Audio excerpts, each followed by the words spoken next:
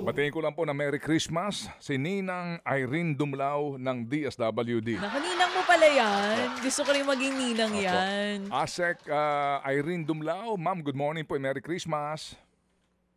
Magandang umaga po, Manong Ted, DJ Chacha. Magandang umaga at Merry Christmas po sa inyo. Merry Christmas, Ninang Asek. At dahil nga po magpapasko, naku, ang dami na naman po ng lolo ko. Ito na. Go ahead, please. Ito na sa mga kapatid po nating nakatutok ngayon. Ito po, pagbibigay lang po ng babala at impormasyon, lalo na sa lahat ng madaling mapaniwala online. Kasi sa social media po ngayon, maraming kumakalat na po sa nagsasabing meron daw 5,000 pisong Christmas bonus para sa lahat ng 4-piece members. Meron pa nga mga post na nagsasabi kahit hindi daw 4-piece members ay makakatanggap po nito.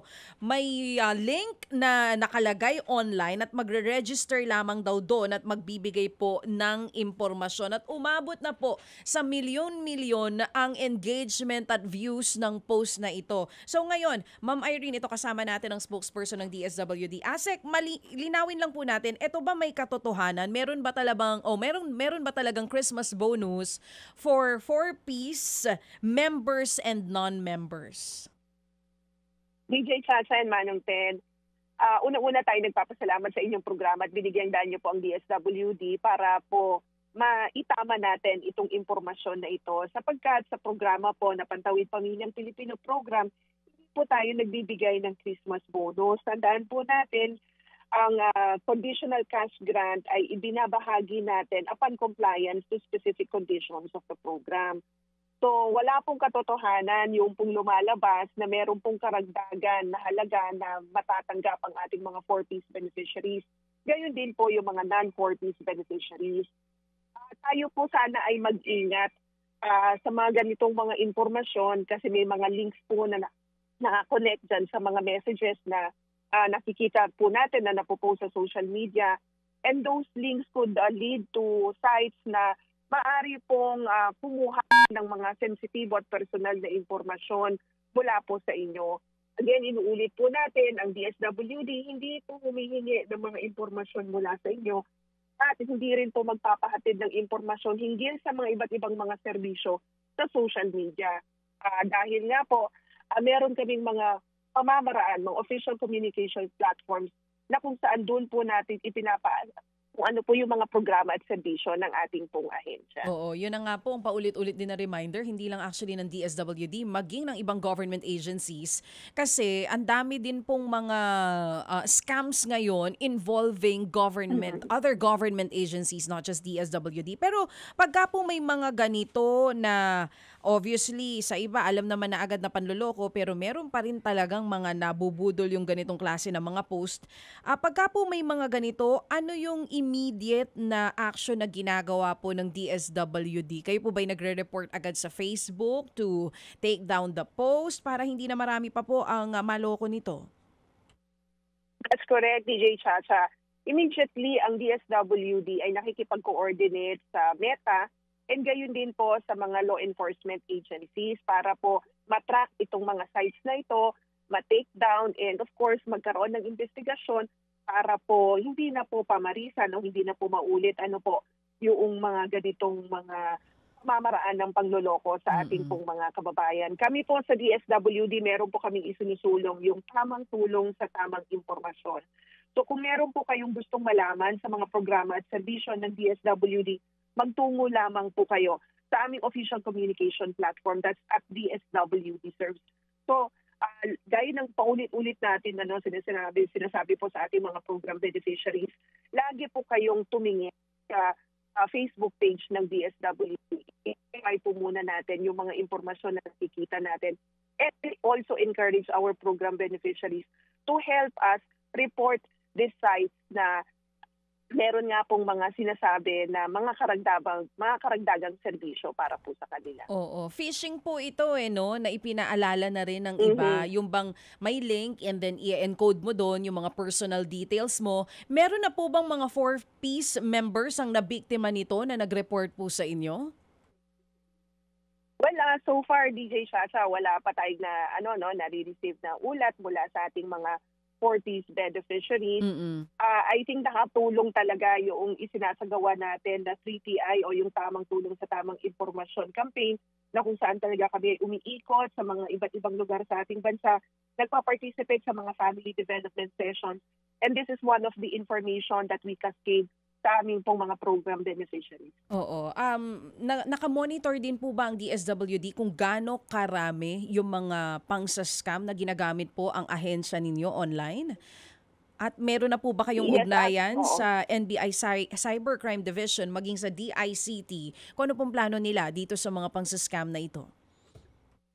Opo, actually, tayo talaga ay may strong partnership with the ICT at the NBI, gayon din po no, sa Meta. Kaya nga sabi ko kanina, DJ Chacha, kapag may mga reports na ganito, agad po namin na i-forward o ini-endorse sa kanila so that appropriate action will be carried out.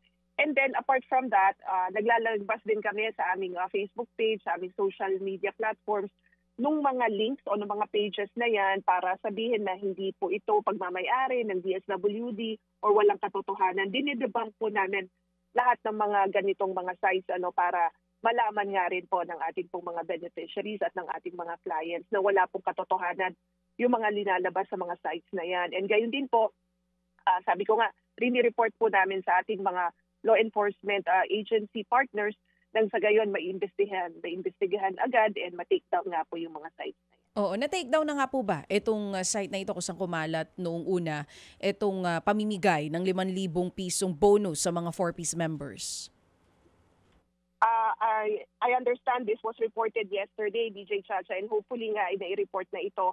At hopefully na-take down na rin po yung site. Okay. But So, tayo naman po, puspusan naman po tayo na nagre-report. Kasi this is not the only site na nakita natin na may ganitong impormasyon. oo. And we've already reported those sites na nauna na pong naipaabot sa amin. So wala pa pong balik na mensahe sa inyo si Meta kung naalis na po yung mismong site na nagkalat nito? I'll have to check ni Jay Chacha kung natanggal na po ito. Okay, sige po, importante nga ito na ating pong pinag-uusapan para po sa mas malawak po, no, na paalaala sa ating mga 4-piece beneficiaries na wala pong ganyan at wag ho tayong magpapaloko. Good.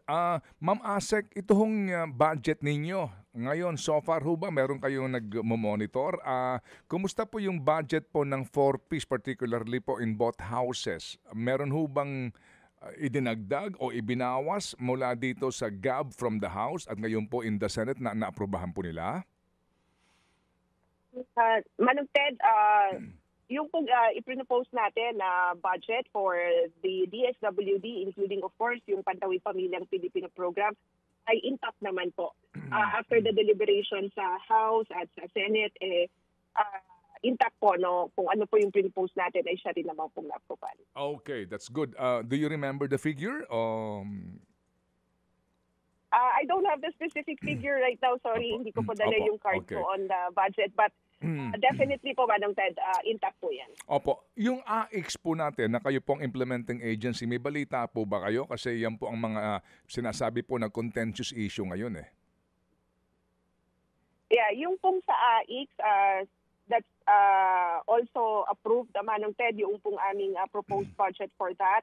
Actually nga, ang ano sana po, madagdagan pa siya, no, para mas marami pa po siyang ma-serve for 2026.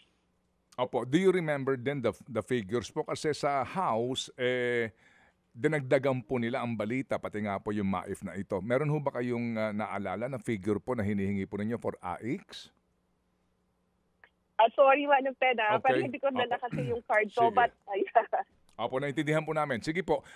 Ma'am, kailan po ang budget call ninyo? Para lang ho namin maunawaan tong budget process. Kayo po sa DSWD, di ho ba ang next po naman po na natin na budget hearing after SONA po ng July ng 2026. Ngayon pa lang ho ba naghahanda na po kayo for the next year's budget? For the 2027 budget? well, Manong Ted, of course, no, ito nga yung sinasabi natin, katapos po ng pagbabalangkas ng 2026 budget, by the first quarter of 2026 ay umpisahan na rin natin na balangkasin o i-prepare yung proposal natin for 2027.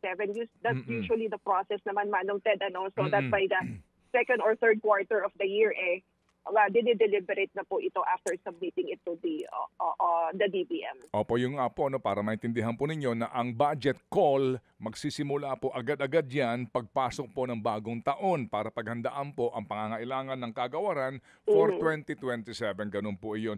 Ma'am, hindi ko lang po alam, and we will respect kung hindi niyo po ito alam, kasi po meron pong ipinapanukala ngayon na uutangin natin sa ilalim po ng Social Protection for Economic Inclusion, Empowerment, and Digital Innovation Speed Project. At dito, kasama po ang proyekto po, actually, ito ho ay programa ng DSWD na uutang tayo para po, ito po yun, yung component 1 nito, para po sa 4-piece cash transfer. Ang uutangin po natin dito sa World Bank ay nagkakahalaga ng $650 million o katumbas ng 37 billion pesos. Para po ito sa 4-piece natin for 2027 kasi ang estimated approval daw nito, hopefully nga daw po, ay by March ng next year. Meron ho ba kayong informasyon dito kung bakit meron na hong gantong programa na uutang para po sa 4-piece? Manong Ted, ongoing po yung ating pong discussion with our international development partners. Hinggil nga po sa pagpapabuti ng Pantawid Pamilyang Pilipino program. Kasi hindi lamang po, yung tinitignan kasi natin, Manong Ted, yung interventions that we will be providing to 4-piece beneficiaries who will exit from the program dahil batay po sa batas ay hanggang 7 years lamang po sila sa programa. Kung matatandaan yan, Manong Ted, yan po yung nasa batas. Kaya pinag-uusapan po natin ito, paano natin tutulungan naman yung mga 4-piece beneficiaries na mapipilitan na pong mag-exit pero hindi pa po nag-improve yung kanilang level of well-being. And that's something that we're discussing now with the World Bank and other international development partners. Kasi Manong Ted, mahalaga na kapag po nag-exit sila sa programa as provided under the law, mahalaga po na matiyak natin na maayos yung kanilang kabuhayan, yung kanilang level of well-being. Otherwise, kapag iniwan na kapasisan natin sila, there is a high probability na babalik po sila sa antas ng kahirapan. So we're looking at the interventions, and that's, sabi ko nga, pinag-uusapan pa naman po yan with our economic managers and of course with the international development partners. Okay, opo. Tatlo kasi ang component nito, at dito po sinasabi, yung bahagi ng uutangin, maliban dyan sa binabanggit po ninyo na parang support, after po ng graduation nila sa 4-piece, ay yun din pong mismo, na cash transfer na para bagang siguro ho dito ang iniisip na baka kapusin sa pera ang gobyerno kaya ngayon pa lang pinag-uusapan na ho yung posibilidad nga na umutang tayo sa World Bank para po dito sa component 1. Tatlo kasi ang component nito. So you confirm na meron pong pag-uusap na nangyayari ngayon para po sa posibilidad nga na umutang tayo para po sa mga support services na kailangan po ng 4-piece. Again, Manong Ted, this is something that's under discussion. Wala pa naman pong na isa sa pinal. Opo, yes ma'am. And we understand, kasi nga po when we say na under discussion, pinag-aaralan, pinag-uusapan pa lang po yung pungang pag-utang natin. Klaro ho naman yun. Hindi ho naman siguro po napaka-sensitive na information yun. Ang importante nga lang po, malaman natin na ginagawa ng paraan para po maponduhan itong napaka-importante programang ito. O sige, so Ma'am Asek, kung meron po kayong mga anunsyo by the way po pala, ito lang po pahabol. Kumusta po yung mga binaha natin ng mga lugar? Ito hong mga sa Cebu, maging dito po sa area po ng Masbate, Romblon, sa Sorsogon, sa Albay, napakarami po sa Samar. Yung pong ating pagbibigay po ng tulong. Well, Manong Ted, patuloy po yung isinasagawa natin na pamamahagi ng tulong sa mga naapektuhan ng mga nagdaang bagyong Tino, Uwan, ganyan din nitong si bagyong Wilma at ng Shearline.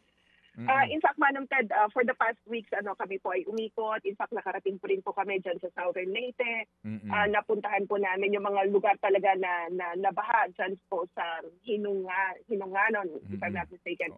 And tayo po ay nakapag-provide ng mga family food packs. And meron din po tayong pasunod na intervention which is the emergency cash transfer na kung saan mamamahagi din tayo ng tulong pinansyal para naman po masuportahan yung early recovery of those who have been affected by these various disasters. Opo. Nitong nagdaang bagyong Wilma at ng Shearline, mahigit 8.5 million pesos worth na po ng humanitarian assistance Opo. yung aming pong naipahatid. And gaya ng nabanggit ko, patuloy pa naman po tayo na nagpapaabot ng tulong again as augmentation support to the local government units which have been affected. And to give credit sa ating po mga social workers, minsan po wala silang Pasko kasi may mga pagkakataon po na Paskong Pasko may mga kalamidad na nangyayari. And we hope na ngayong nga pong Pasko wala na hong ganun. Hindi lang po para sa mga manggagawa ninyo, kundi po sa mga pamilyang Pilipino na magkaroon naman po sila ng relief na wala pong kalamidad ngayong pong Pasko. So, muli po, Ninang, Merry Christmas! Maraming salamat po, Manong Ted and DJ Sasha. Let me just take this opportunity, Manong Ted, if you would allow me, please. Tayo po ay nakikiusap sa publiko na kung meron po tayo nakikita ng mga families and individuals in state situation, mga tao po na nasa lansangan, nagdidimos, maaari po ba na picturean nyo po, ipadala sa official communication platform ng DSWD so that we could reach out to them. Kasi mahalaga po sa DSWD na mailayo natin sila mula sa mga lansangan, lalong-lalo na ngayong kapanahon ng Kapaskuhan na we are giving hope, we are giving joy. So bigyan po natin ng pag-asa itong mga families and individuals in state situation na magkaroon ng mas maayos po na pamumuhay, malayo po sa mga risk, malayo po sa mga maring maidulot na kapahamakan ng pananatili po nila sa lansangan. So again, please participate. Saan pwede, ma'am? Saan pwede pong ipadala, ma'am, yung video or picture, ma'am? Please, saan po? Sa official Facebook page ng DSWD, that's at DSWD Search. Yun po, Manong Ted. Again, ma'am. Again, maraming salamat po. Apo, one more time, ma'am. Ano po ang Go ahead, ma'am. Ang official Facebook page po ng DSWD, Department of Social Welfare and Development, or i-search nyo po at DSWD Search. Okay. Blue check po yung DSWD page. Okay. Sige po. Kami po inyong katuwang para nga po dito po sa inyong kampanyang ito. Ito po yung aming uulit-ulitin. Muli po, Ma'am Asek, salamat sa inyong pong panahon at maligayang Pasko po sa inyong mga tauhan at kagawaran. Salamat po, ma'am. Maraming salamat po at maligayang Pasko dito. Mga kapatid, brothers and sisters, saan ka pa? Dito na tayo sa totoo. Dito na tayo sa True FM. Mga kapatid, mag-subscribe and follow po kayo sa social media accounts ng True Network PH. Yan po kami. Hanapin nyo lang True Network PH, Facebook, Instagram, YouTube, TikTok, and podcast. Mapa Apple or Spotify man yan, mahahanap nyo kami. Lahat ng mga napapanood at napapakinggan nyo po sa programa, nasa social media accounts namin yan. So, paano mga kapatid? See you sa social media!